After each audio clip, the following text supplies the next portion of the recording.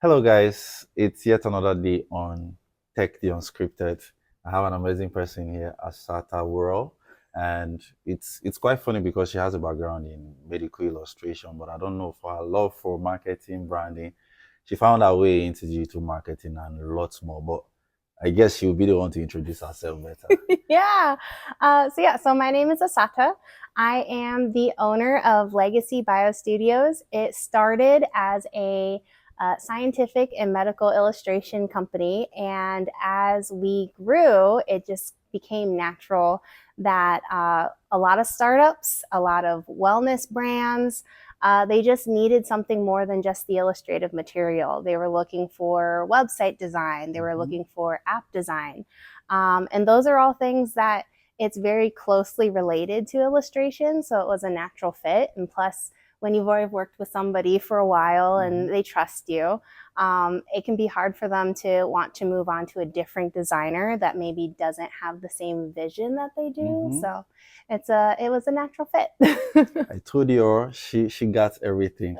So I was looking through your LinkedIn profile Mhm. and I noticed you're also a product designer and looking from the dimension of being a 2D, 3D illustrator and then Mhm. also having a feel of UI UX. Maybe you want to explain to them because they may likely not understand what 2D, 3D and then product UI design is. Yeah. So I'll start kind of with where I progressed through it. Mm-hmm. So my initial introduction into illustration through my degree program, which I went to Iowa State here Mm-hmm. in Iowa, and I studied biological pre-medical illustration.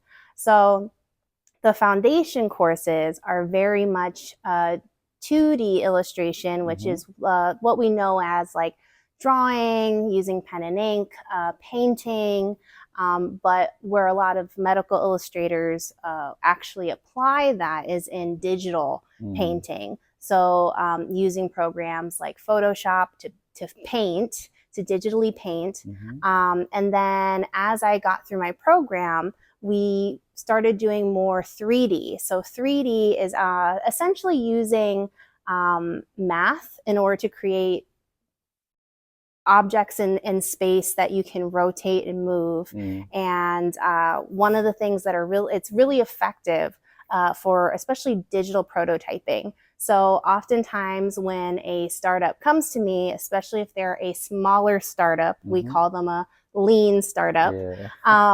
Oftentimes they go, okay, I have this idea, but I don't have the finances to afford a physical prototype, but I still would like to explain it to somebody where they can look at something. Mm-hmm. So that is when we start playing with 3D models where we can essentially build out their concept. We can animate it so we can have it rotating. Mm. If they have the platform for it, we use programs like Unity where somebody can essentially take in a tablet with them and somebody can play with it by moving the object around on the Mhm. tablet. Now, a lot of people, they don't usually have that. So we Yes. usually do animations, but it is one of the most effective methods for explaining, especially really new concepts. Mm-hmm. I had a client that she was working on some fertility products, and one of the things that was really difficult for her to explain was how this product worked. Mm. And so by having a digital prototype and having a model of all the organs that were affected or used in her fertility prototype, we were able to explain in a comfortable way for everybody how it Amazing. worked. So, why you were talking about prototyping and lean startup and the rest, I was just thinking through, right? Um, how has it impacted on the businesses, right? Because most times they visualize or Mm-hmm. they think why you bring it into the visualization. And after visualizing, how do you think this has impacted the growth of the product or the idea into what they expect to the clients? Yeah, I would say one of the things that I tell clients a lot, especially clients that are early on Mm-hmm. when we're in the initial discussion phase of is this a good fit for you Mm-hmm. to invest in a prototype, is that words can be lacking. Mm-hmm. One of the things that we tend to forget is that everybody has slightly different meanings for words that we use every day. So if I were to tell somebody, like if I were to say to you, oh, the device that you're using to record us is a rectangular device with some circles on it, and those circles capture image. That could mean anything. That could mean it's a device with a circle in the middle. It could be a device with circles all around the edges. Unless I specifically show you exactly what I'm saying, there's a lot of room for miscommunication. Absolutely. One of the biggest issues that a lot of startups have is they are repetitively using the same words over and over again within their pod, whoever they're working with, whoever is there on their startup team. And one of the biggest issues that they start doing is essentially they come up with, we call it jargon. So essentially, when somebody's like, this is the jargon, that means nothing to other people on the outside. And that can actually be a missed opportunity for somebody to just go, well, I don't understand what that is, so I'm not going to invest in that. That's a missed opportunity for financial investment. And a lot of times, once the clarification is made, a lot of people go, oh, actually, no, this is a great product. I just didn't understand it. Nice. So talking about, or let's say having a little shift from prototyping and then bringing the visualization into life, let's look into the digital marketing aspect. What do you expect from the marketing standpoint of a startup, and how do they take their product after visualizing it into the market to meet their right target audience? Yes, that is one of the biggest factors that I push with a lean startup. Because we're investing, right? It's a financial investment to say I'm going to put so much money into creating this object. So one of the things that I do is I break it down based off of what are the platforms you're going to be using, how are you reaching out to your clientele, how are you going to be reaching out to potential investors, and what are you currently doing right now. Right now, social media is king. Everybody's using TikTok and YouTube. And there are people that even still use Facebook. I don't know a whole lot of people that still use Facebook for marketing, but it's still being used. And one of the things that we will do is, okay, if we're going to prototype an animation of an object, we're going to have like a 15-second animation where it's just rotating. You just get to see it from all the angles. We'll have a minute-long animation where we have a voiceover that explains why the product is being developed. Absolutely. We'll also have, in some cases, a 5-minute animation, and those are usually going to be more of the pitch animations where we're talking about the problems that we are trying to solve, what we're looking for in investment, things of that nature. And then what I also like to do is to make sure that we have screenshots of the prototype so that we can use it on websites, we can use it on carousels on, I'm blanking, on Instagram, and opportunities to put things on you, like every client that I have, I tell them, put it on YouTube, whatever animations we have, open a YouTube account, put it on YouTube, and use that in order to link it to other things. So if you have a LinkedIn account and you post about your product, put your link to the YouTube so it all interconnects and gets better SEO. And that's also one of the big parts of that is if you're going to have a website, which everyone should have a website, if you're going to put it on a website, I always make sure that all of my images are named properly so that if somebody is Googling, so when people are looking for it on Google or if they're searching inside your own website, it's more likely to actually populate.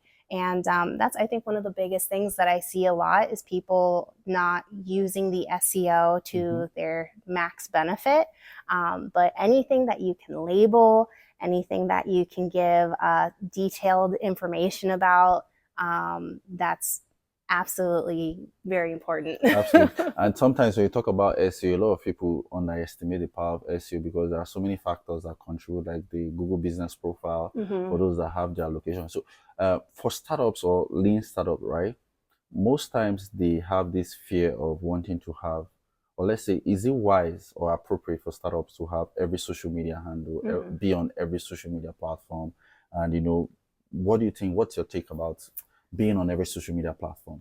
I I am a believer in you should always get your handle on every social media platform, even if you don't use it. You don't want somebody else to claim it. That is something that I've seen before, where a client will come up with an idea, they will have a handle on Instagram, on Facebook, but they failed to get it on TikTok, or they failed to get it on YouTube, or the worst ones are they were convinced I don't need a website, so they didn't get the URL, and somebody else took it and they ran with it. In some cases, they replicate the product. In other cases, they're using that recognition of that product to sell their own product.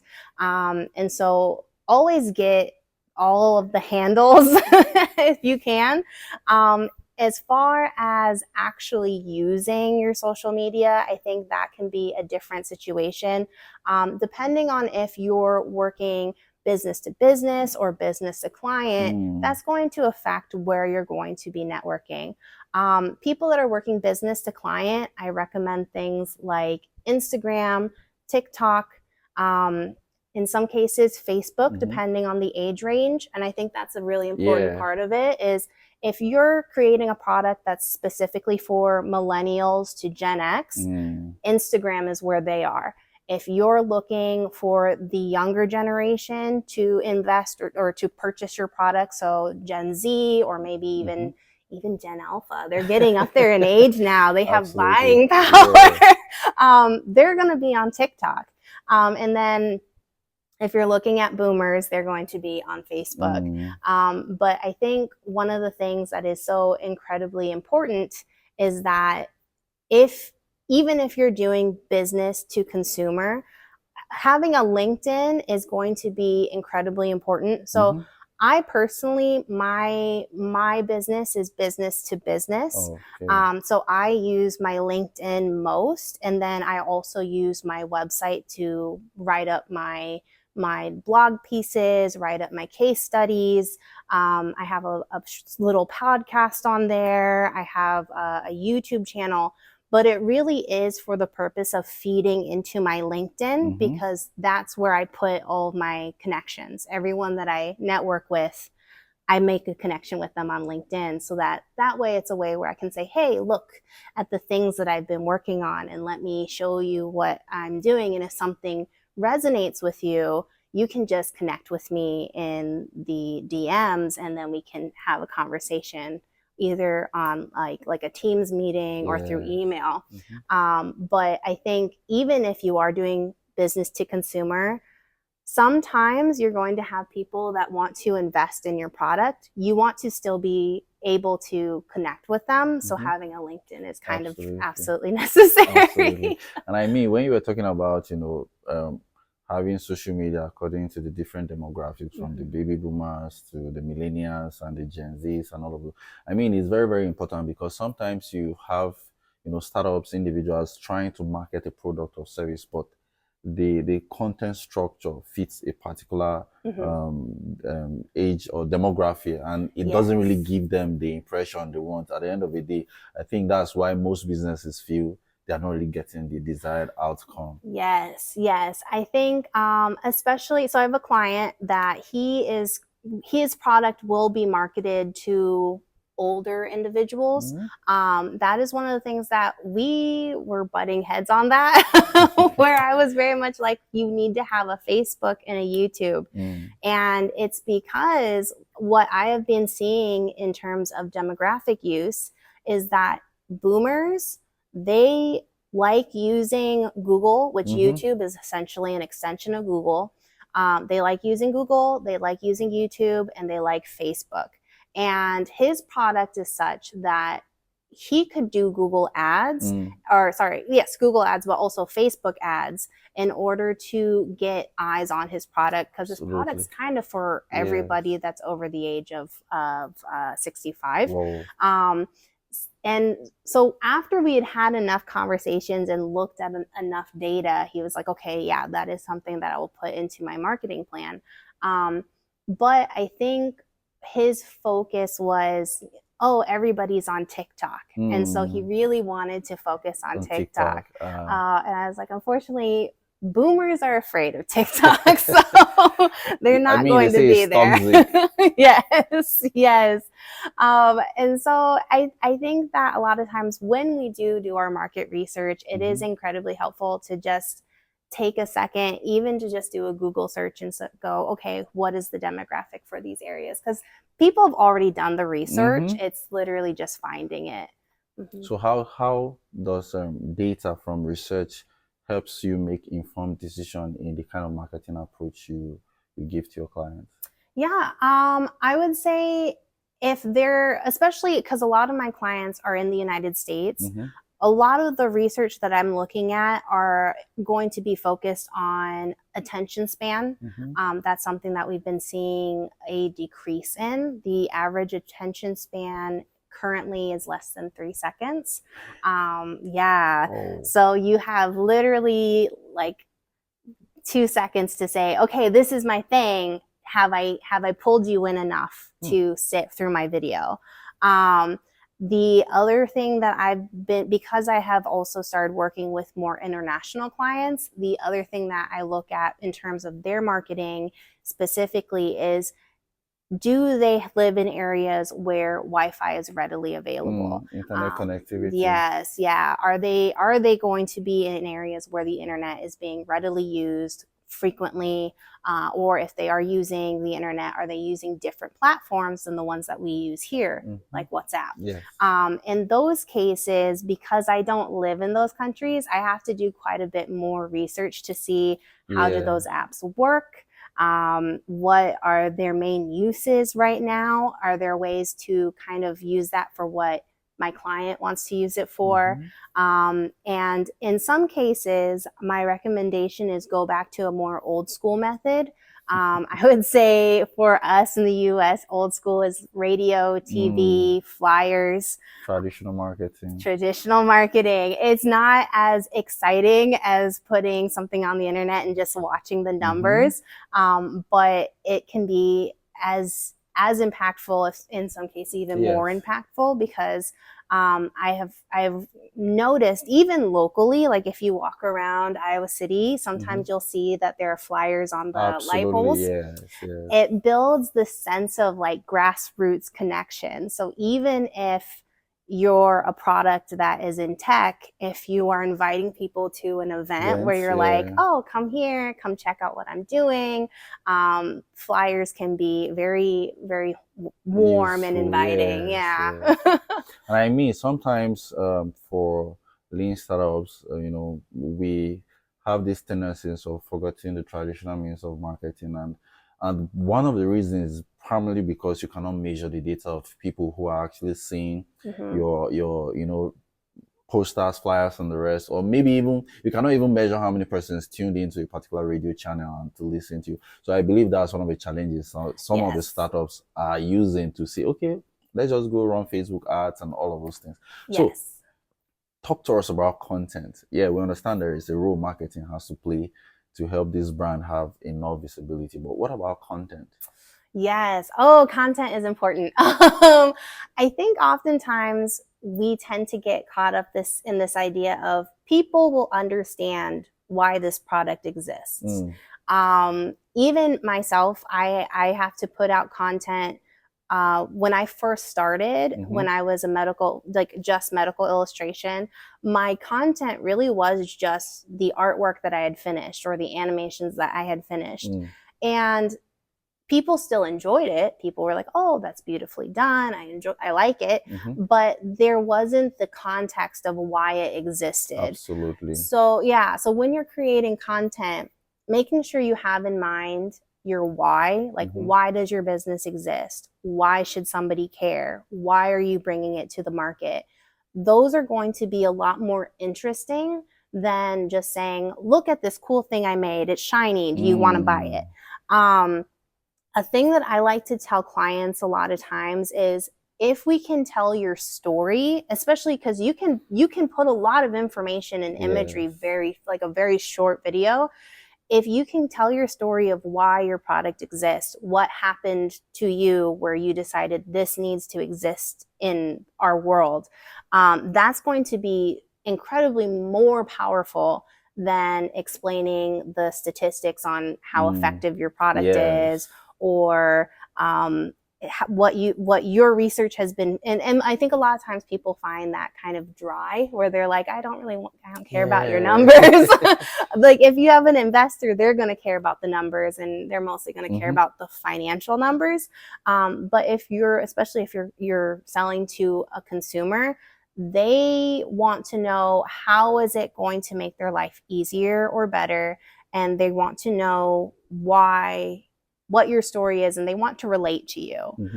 So now when I put out content, I will tell stories that are related to what I did. So right now I'm putting together some short videos for a project that I did on the MMR vaccine, the measles, mumps, and rubella. So we did like a information page for it.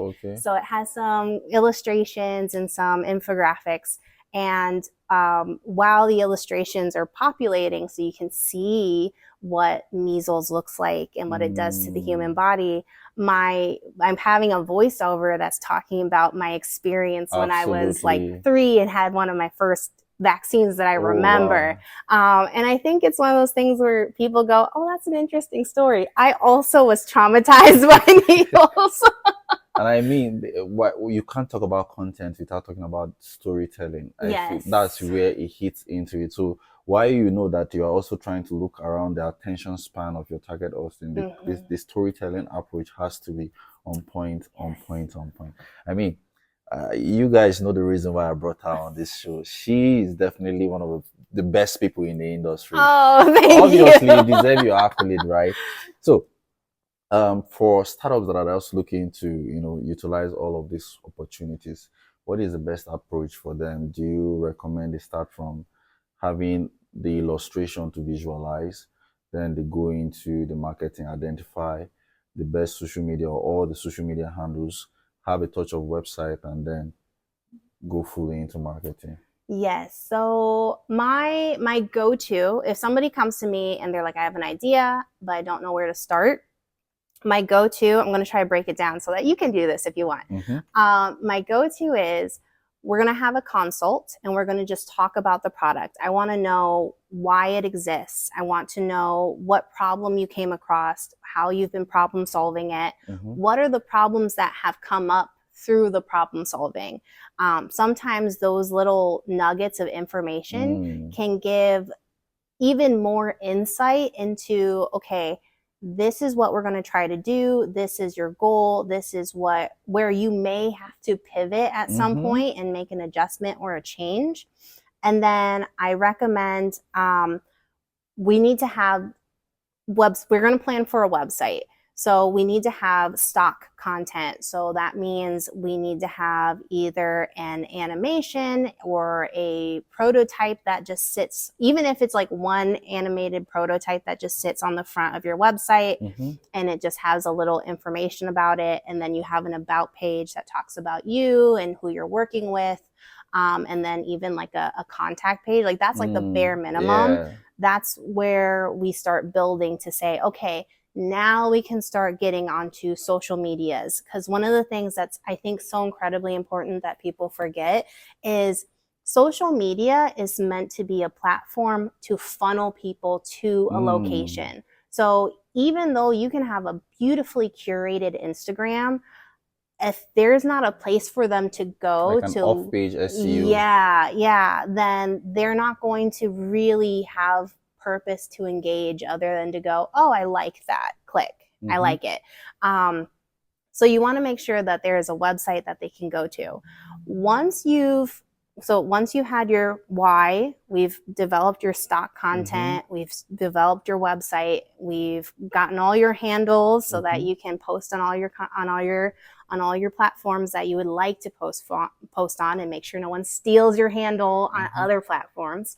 That is when we start actually breaking down into who are we trying to market to? Where are we at in terms of marketing? Because a lot of times people go, well, we're still at a really early stage, so we're looking for investors. So you're obviously going to start doing a business to business form of marketing, where you're going to be talking about on LinkedIn your concept, your idea, getting really into the meat and potatoes, so that people can that are in the industry or in adjacent industries can go, oh, I know what that is. Yes, actually, I might be able to help.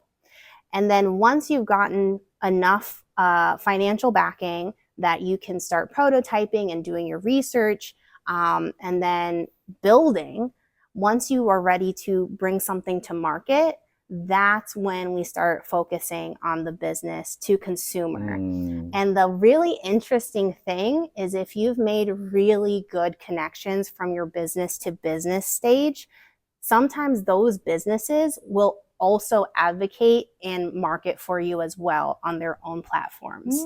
So it's kind of one of those, if you build from the ground up, you can create this really beautiful web where you can really reach a very large market. I mean, we never made a mistake having her on second.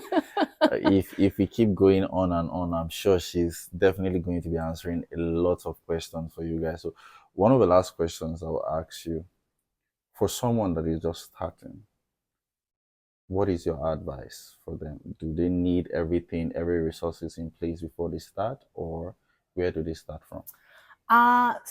This is going to sound so cheesy, but start with a pen and paper. I love that. I think so often we get focused on tunnel vision, where we have all these ideas in our head, and if we don't write them down and essentially kind of purge everything that's floating around in there, we tend to get focused on this one thing, which sometimes that's not even the problem that you're trying to solve. So by writing everything down, figuring out what your goals are, that's going to help feed into what your business is going to look like, what the product it is that you're building.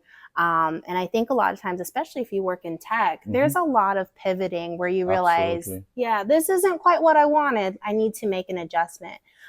So starting with pen and paper, I think, is a fundamental part of it, especially because when you start reaching out to people to help you, people like me, people that work in graphic design or any other support system that you need, marketing, they're going to have questions, and that sheet of paper will have your answers. So that is the beginning, like the very foundational beginning of where you should start. Yeah. And I love the fact that when you were trying to tell them about the foundation, you mentioned if they were going to contact people like you.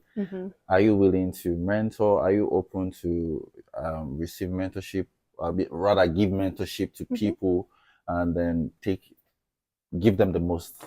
Yeah, I'm always happy to connect with people and chat.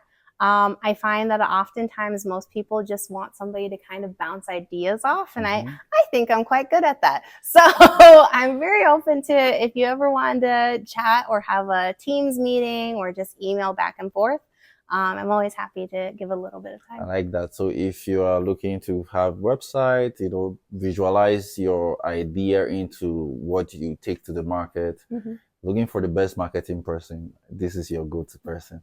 So I'll definitely going to be tagging you in this video so they get to connect with you. And I mean, it's been an amazing time having you on set. Thank you. It's been amazing watching you guys grow during this. I guess they're just due through July. But yeah. I mean, it is what it is anyways. Yes. All right. So if you want to watch more of this, please like, share, and subscribe. See you in the next video. Thank you so much.